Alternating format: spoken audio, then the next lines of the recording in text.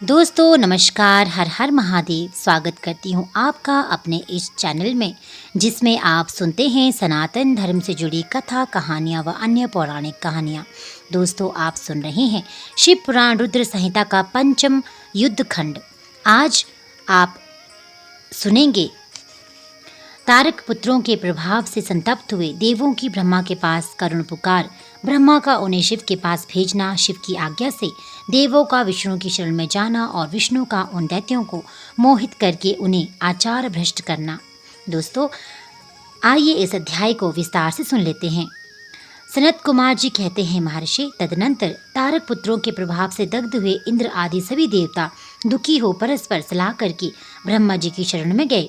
वहां संपूर्ण देवताओं ने दीन होकर प्रेम पूर्वक पितामह को प्रणाम किया और अवसर देखकर उनसे अपना दुखड़ा सुनाते हुए कहा। देवता बोले, धात, त्रिपुरों के स्वामी तारक पुत्रों ने तथा मायासुर ने समस्त स्वर्गवासियों को संतप्त कर दिया है। ब्राह्मण, इसलिए हम लोग दुखी होकर आपकी शरण में आए हैं। आप उनके वध का कोई उपाय कीजिए जिससे हम लोग सुख से रह सकें। ब्रह्मा जी ने कहा, देवगणों, तुम्हें उन दानवों से विशेष भय नहीं करना चाहिए। मैं उनके वध का उपाय बतलाता हूँ। भगवान शिव तुम्हारा कल्याण करेंगे। मैंने ही इन दैत्यों को बढ़ाया है, अतः मेरे हाथों इनका वध होना उचित नहीं है। साथ ही त्रिपुर में इनका पुण्य भी वृद्धिंतगत होता रहेगा। अतः इंद्र सहित सभी देवता शिव जी से प्रार्थना करें। वे सर्वाधीश यदि प्रसन्न हो जाएंगे तो वे ही तुम लोगों का कार्य पूर्ण करेंगे। सनत कुमार जी कहते हैं, व्यास जी, ब्रह्मा जी की वाणी सुनकर इंद्र सहित सभी देवता दुखी हो उस स्थान पर गए जहाँ वृषभध्वज शिव आसीन थे। तब उन सब ने अंजलि बांधकर देवेश्वर शिव को भक्ति पूर्वक प्रणाम किया और कंधा झुकाकर लोगों के कल्याणकर्ता शंकर का स्तवन किया। मुने इस प्रकार नाना प्रकार के दिव्य स्त्रोतों द्वारा त्रिशूलधारी परमेश्वर की स्तुति करके सर्वार्थ साधन में निपुण इंद्र आदि देवताओं ने दीन भाव से कंधा झुकाए हाथ जोड़कर प्रस्तुत सर्वार्थ को निवेदन करना आरंभ किया। देवताओं ने कहा, महादेव, तारव के पुत्र तीनों भाइयों ने मिलकर इंद्र सहित समस्त देवताओं को परास्त कर दिया है। भगवान, उन्होंने त्रिलोकी को तथा मुनीश्वरों को अपने अधीन कर लिया है और संपूर्ण सिद्ध स्थानों को नष्ट भ्रष्ट करके सारे जगत को उत्पीड़न कर रखा है। वे दारुण दैत्य समस्त यज्ञ भागों को स्वयं ग्रहण करते हैं। उन्होंने ऋषि धर्म का निवारण करके अधर्म का विस्तार कर रखा है। शंकर, निश्चय ही वे तारक पुत्र समस्त प्राणियों के लिए अवध्य हैं, इसलिए वे स्वेच्छानुसार सभी कार्य करते रहते हैं। प्रभु, ये त्रिपुर निवासी दारुण दैत्य जब तक जगत का विनाश न कर डाले, उसके पहले ही आप किसी ऐसी नीति का विधान करें जिससे इनकी रक्षा हो सके। सनत कुमार जी कहते हैं, मुने, यो भाषण करते हुए उन स्वर्गवासी इंद्रादि देवों की बात सुनकर शिव जी उत्तर देते हुए बोले। शिव जी ने कहा, देवगण, इस समय वे त्रिपुराधीश महान पुण्य कार्यों में लगे हुए हैं और ऐसा नियम है कि जब पुण्यात्मा हो उस पर विद्वानों को किसी प्रकार भी प्रहार नहीं करना चाहिए। मैं देवताओं के सारे महान कष्टों को जानता हूँ, फिर भी वे दैत्य बड़े प्रबल हैं, अतः देवता और असुर मिलकर भी उनका वध नहीं कर सकते। वे तारक पुत्र सबके सब पुण्य संपन्न हैं, इसलिए उन सभी त्रिपुर वासियों का वध दुस्साध्य है। यद्यपि मैं रणकर्कश हूँ, तथापि जानबूझकर मैं मित्रद्रोह कैसे कर सकता हूँ, क्योंकि पहले किसी समय ब्रह्मा जी ने कहा था कि मित्रद्रोह से बढ़कर दूसरा कोई पाप नहीं है। सत्पुरुषों ने ब्रह्म हत्यारे, शराबी, चोर तथा व्रत भंग करने वाले के लिए प्रायश्चित का विधान किया है, परंतु कृतज्ञ के उद्धार का कोई उपाय नहीं है। देवताओं, तुम लोग भी तो धर्मज्ञ हो, अतः धर्म दृष्टि से विचार कर तुम ही बताओ कि जब वे दैत्य मेरे भक्त है तब मैं उन्हें कैसे मार सकता हूँ।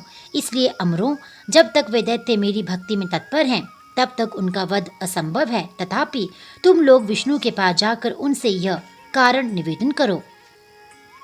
तदनंतर देवगण भगवान विष्णु के समीप गए और उनके द्वारा ऐसी व्यवस्था की गई कि जिससे वे असुर शैव सनातन धर्म से विमुख होकर सर्वथा अनाचार परायण हो जाएं।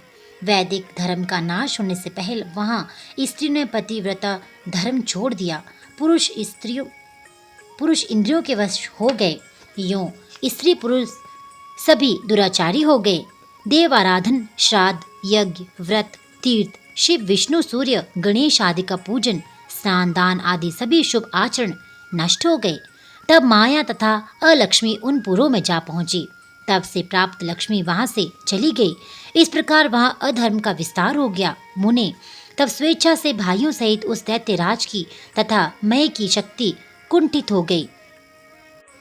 दोस्तों आगे सुनिए देवों का पुनः शिव जी के पास जाकर उनका स्तवन करना और ब्रह्मा और विष्णु को उन्हें समझाना और विष्णु के बतलाए हुए शिव मंत्र का देवों द्वारा तथा विष्णु द्वारा जप। व्यास जी ने पूछा, सनत कुमार जी, जब भाइयों तथा पूर्ववासियों सहित उस दैत्यराज की बुद्धि विशेष रूप से मोह आच्छन्न हो गई, तब उसके बाद कौन सी घटना घटी? विभो वह सारा वृतांत वर्णन कीजिए। सनत कुमार जी ने कहा, महर्षि, जब तीनों पुरों की पूर्वोक्त दशा हो गई, दैत्यों ने शिवार्चन का परित्याग कर दिया, संपूर्ण स्त्री धर्म नष्ट हो गया और चारों ओर दुराचार फैल गया। तब भगवान विष्णु और ब्रह्मा के साथ सब देवता कैलाश पर्वत पर गए और सुंदर शब्दों में शिव की स्तुति करने लगे। महेश्वर देव, आप परमोत्कृष्ट आत्म बल से संपन्न है। आप ही सृष्टि के कर्ता ब्रह्मा, पालक विष्णु और संहर्ता रुद्र हैं। परम ब्रह्मा स्वरूप आपको नमस्कार है। यों महादेव जी का स्तवन करके देवों ने उन्हें साष्टांग प्रणाम किया। फिर भगवान विष्णु ने जल में खड़े होकर अपने स्वामी परमेश्वर का मन ही मन स्मरण करके तन्मय हो दक्षिणामूर्ति के द्वारा प्रकटित रुद्र मंत्र का 1.5 करोड़ की संख्या तक जप किया। तब तक सभी देवता उन महेश्वर में मन लगाकर यूं उनकी स्तुति करते रहे। देवों ने कहा, प्रभु, आप समस्त प्राणियों के आत्म स्वरूप कल्याणकर्ता और भक्तों की पीड़ा हरने वाले हैं।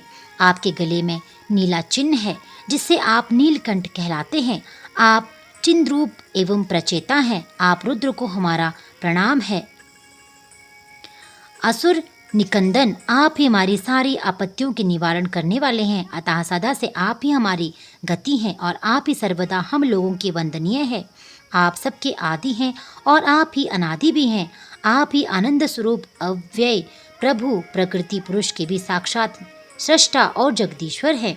आप ही रजोगुण, सत्वगुण और तमोगुण के आश्रय से ब्रह्मा, विष्णु और रुद्र होकर जगत के कर्ता, भर्ता और संहारक बनते हैं। आप ही इस भाव सागर से तारने वाले हैं। आप समस्त प्राणियों के स्वामी, अविनाशी, वरदाता, वांगमय स्वरूप, वेद प्रतिपाद और वाच्य वाचकता से रहित हैं। योग वेता योगी, आप ईशान से मुक्ति की याचना करते हैं। आप योगियों के हृदय की कमल की कर्णिका पर विराजमान रहे। वेद और संत जन कहते हैं कि आप परम ब्रह्मा स्वरूप, तत्व रूप, तेजो राशि और परात्पर हैं। सर्व आप सर्वव्यापी, सर्व आत्मा, त्रिलोकी के अधिपति हैं। भव, इस जगत में जिसे परमात्मा कहा जाता है वह आप ही हैं। जगत गुरु, इस जगत में जिसे देखने, सुनने, स्तवन करने तथा जानने योग्य बताया जाता है और जो अणु से भी सूक्ष्म तथा महान से भी महान है, वे आप ही हैं। आप चारों ओर हाथ, पैर, नेत्र, सिर, मुख, कान और नाक वाले हैं। अतः आपको चारों ओर से नमस्कार है। सर्वव्यापिन, आप सर्वज्ञ, सर्वेश्वर, अनावृत और विश्वरूप हैं। आप विरूपाक्ष को सब ओर से अभिवादन है। आप सर्वेश्वर, भावाध्यक्ष, सत्यमय, कल्याणकर्ता, अनुपमेय और करोड़ों सूर्यों के समान प्रभावशाली हैं। आपको हम चारों ओर से दंडवत प्रणाम करते हैं। विश्वराध्य, आदि अंत शून्य, 26 वे तत्व, नियामक रहित तथा समस्त प्राणियों को अपने अपने कार्यों में प्रवृत्त करने वाले आपको हमारा सब ओर से प्रणाम है। आप प्रकृति के भी प्रवर्तक, सबसे प्रपितामह और समस्त शरीरों में व्याप्त हैं। आप परमेश्वर को हमारा नमस्कार है।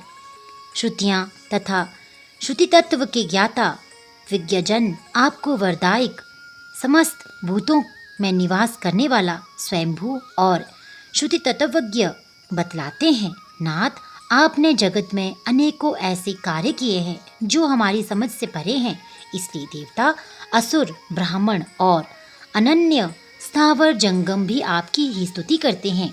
शंभो, त्रिपुरवासी दैत्यों ने हमें प्राय नष्ट सा कर डाला है।